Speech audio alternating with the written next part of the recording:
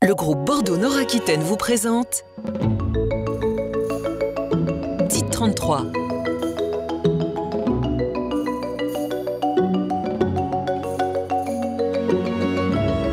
Dites 33. Dites 33. Bienvenue dans ce nouveau numéro de Dites 33 consacré à la prise en charge pédiatrique. Qui sont ces médecins qui s'occupent de vos bouts de chou? Eh bien, c'est ce que je vous propose de découvrir tout de suite dans Dites 33. Émilie Rouget, vous êtes la maman de Quentin qui vient d'être opéré ce matin. Est-ce que vous pouvez nous en dire un petit peu plus sur cette opération? Il a été opéré d'une fistule anale, donc ce matin, une opération d'une demi-heure qui s'est très bien passée. Et alors, est-ce que vous pouvez nous dire comment est-ce que vous avez été orienté jusqu'ici à l'hospitalisation et l'opération? Oui, en fait, mon médecin traitant m'a orienté vers un pédiatre spécialisé en pneumo à l'hôpital à Libourne, étant donné qu'il a fait beaucoup de bronchiolite et en l'auscultant, donc il s'est rendu compte qu'il avait un bouton, un abcès, et donc il m'a dit qu'il pensait à une fistule anale, donc il m'a orienté vers le docteur Meffa. Le docteur Meffa, chirurgien pédiatrique que nous retrouverons à la fin de cette émission. Pour l'heure, direction le service de néonatologie où nous attend le docteur Boucard, l'un des pédiatres de cette unité. Le docteur Christian Boucard est pédiatre en néonatologie, un métier qu'il exerce avec passion auprès de ses tout jeunes patients. J'ai toujours apprécié de travailler avec des nouveau-nés, des primas, donc cette prise en charge est peut-être particulière puisque bon, ils ne s'expriment pas, on est obligé de dépister des pathologies par les signes cliniques seulement, sans les enfants plus âgés où ils arrivent à exprimer davantage leur souffrance ou leur douleur, d'autres symptômes. Voilà. Le service de néonatologie de la polyclinique Bordeaux-Nord est composé de 6 lits. Ici sont accueillis des nouveau-nés pesant au minimum 1,5 kg, des bébés prématurés nés à 33 semaines et plus, mais aussi des bébés nés à terme qui nécessitent un suivi. Dans ce service de néonat, c'est vrai que ce n'est pas de grands prématurés. C'est pas, bien sûr, même si parfois ils ont besoin de beaucoup de soins. Donc ils ont besoin parfois d'être perfusés, d'avoir une voie veineuse périphérique parce qu'on n'arrive pas à les alimenter. Donc on apporte tout par la voie veineuse périphérique. Donc c'est vrai que parfois ils ont besoin d'être gavés également, comme vous avez pu vous rendre compte le gavage de cet enfant tout à l'heure, de ce prématuré. Parfois une aide respiratoire. Bon, c'est vrai qu'en général, quand ils ont besoin d'une aide respiratoire, on ne peut pas les garder trop longtemps ici. Donc ça nous arrive de devoir les intuber, de faire du surfactant et les extuber après. Si on arrive à extuber cet enfant, on peut les garder dans le service. Sinon, on les transfère à un niveau 3, donc au CHU de Bordeaux. Ce service peut accueillir des enfants 24 heures sur 24 et 7 jours sur 7, 365 jours par an.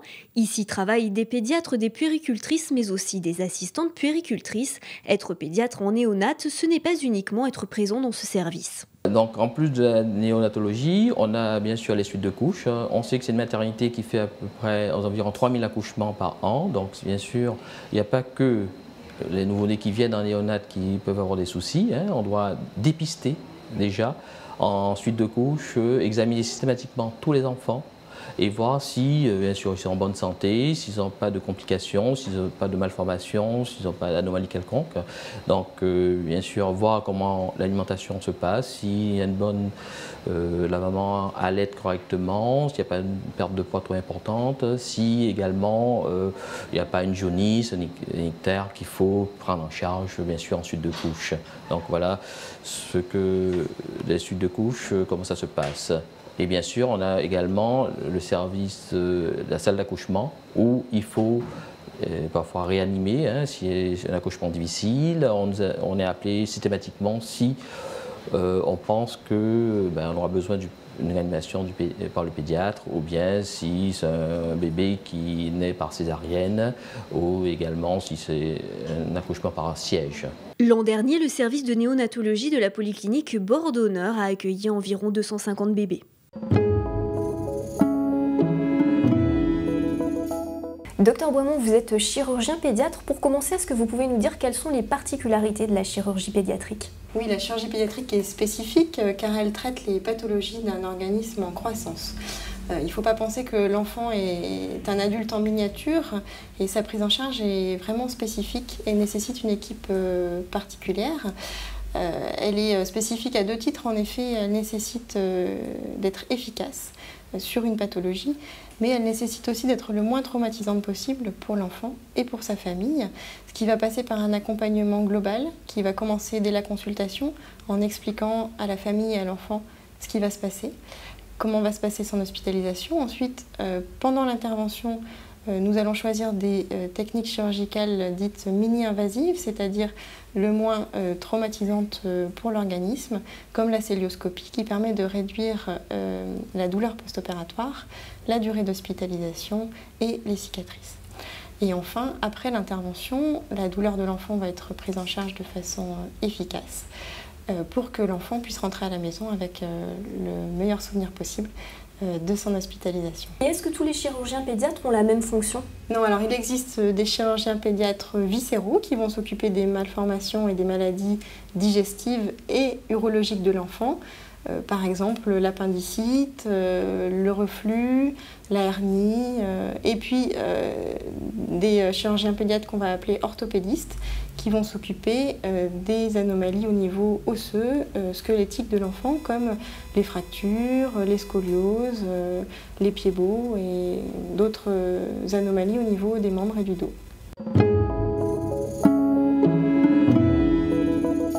Frédéric Ponce est médecin généraliste à Langoiran et ce jour-là, la patiente qu'il reçoit n'est âgée que de quelques mois.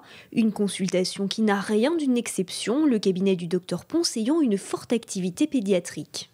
C'est un rôle qu'on est amené à jouer en médecine rurale, puisque l'accès aux pédiatres de ville est peut-être un petit peu plus difficile.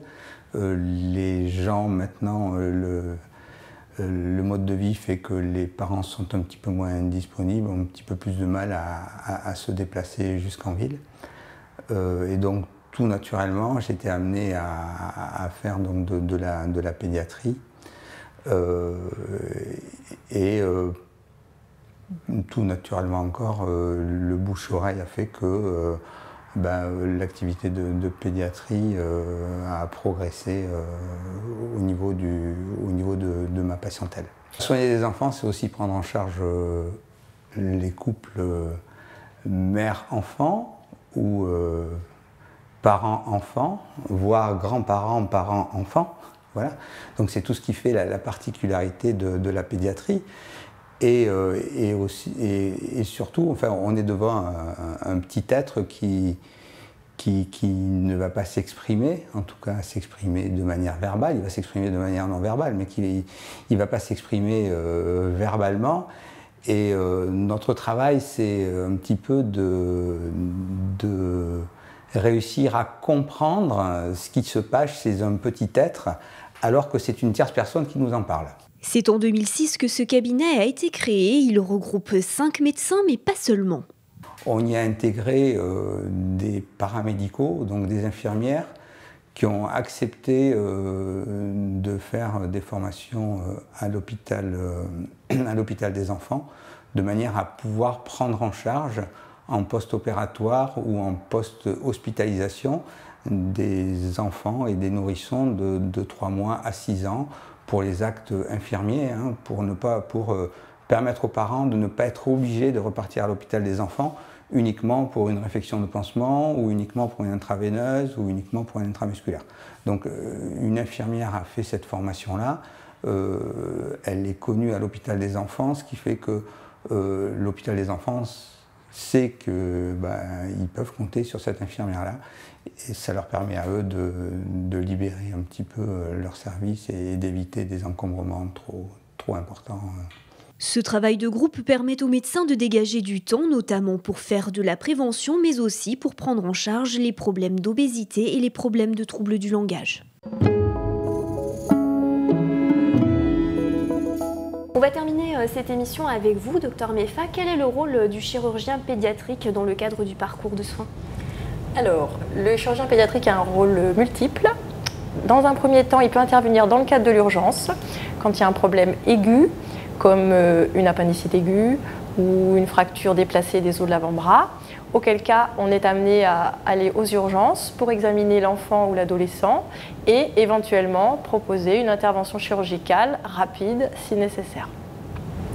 En dehors de l'urgence, on est amené à voir en consultation programmée des enfants qui présentent des pathologies qui sont susceptibles d'être opérées, comme par exemple une hernie inguinale ou un problème rénal, auquel cas on voit ces enfants en consultation avec leurs parents et on décide, au vu de la pathologie, s'il y a besoin d'une intervention chirurgicale ou non. Si on décide une intervention, on donne les informations à l'enfant et aux parents. Donc c'est une consultation qui est en fait très importante et qui permet de programmer tranquillement le geste opératoire si besoin. On peut aussi éventuellement, on n'est pas obligé d'opérer tous les enfants. Il y a des enfants qu'on suit régulièrement en consultation qui ne nécessitent pas forcément d'intervention chirurgicale, mais qu'on suit régulièrement tous les 3 ou 6 mois en fonction de la pathologie. Et alors ces enfants qui viennent vous voir en consultation, qui est-ce qui vous les envoie? C'est le médecin généraliste, le pédiatre? Comment se fait le lien? Alors c'est tout à fait ça, ça peut être le pédiatre, ça peut être un spécialiste, c'est très souvent le médecin généraliste en fait qui dépiste une petite pathologie, bénigne ou non, et qui nous l'envoie puisqu'il y a probablement un avis chirurgical ou une intervention à programmer. Le dernier versant de notre rôle, c'est une consultation avant la naissance, puisqu'à l'heure actuelle, on est souvent capable de dépister des malformations lorsque le bébé est encore dans le ventre de la maman, lors des échographies obstétricales.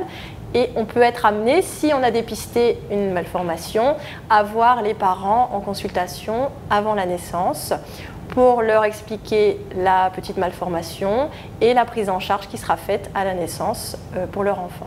Et alors ça veut dire que dans ce cas-là, les enfants, vous les suivez donc avant leur naissance et ça peut aller jusqu'à quel âge après? Alors on les suit en théorie avant la naissance jusqu'à la fin de l'adolescence, ce qui correspond entre 16 et 18 ans en fonction des morphotypes de chacun. C'est la fin de cette émission, je vous donne rendez-vous dans 15 jours pour un nouveau numéro de DIT 33 consacré au retour à domicile après l'hospitalisation.